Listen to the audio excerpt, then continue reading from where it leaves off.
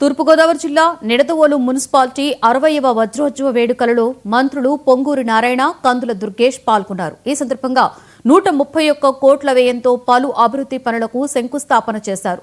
Grade 2 మున్సిపాలిటీని special grade మున్సిపాలిటీగా మారుస్తున్నట్లు మంత్రి నారాయణ ప్రకటించారు. అలాగే ఐలో నిడదవోలు పార్కు దగ్గర వజ్రోత్సవ పైలాన్ను మంత్రులు ఆవిష్కరించారు.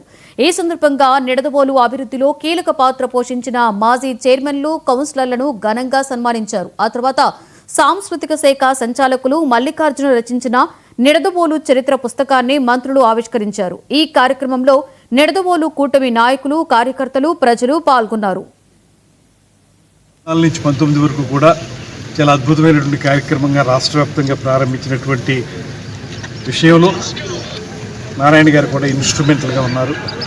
అయితే ఇవాళ వైఎస్ఆర్ కాంగ్రెస్ పార్టీ 5 సంవత్సరాల పరిపాలనా కాలంలో లబ్ధిదారులకి ఆ ఇళ్లను అందించకుండా, అది కంప్లీట్ చేయకుండా వారిని పూర్తి స్థాయిలో అప్పులు తీసుకున్న వాళ్ళగా తయారు చేసేసారు లబ్ధిదారుల్ని. ఇవాళ చూస్తే ఎక్కడా కూడా పూర్తి స్థాయికి తయారు కాకుండా ఉన్నాయి. అందుకే మన మంత్రివర్యులు కూడా దీని మీద పదే ముఖ్యమంత్రి గారితో మాట్లాడి దీన్ని ఎంతలోగా మనం పూర్తి చేయగలుగుతాం అనేటువంటి మాట ఆలోచించడం జరుగుతుంది.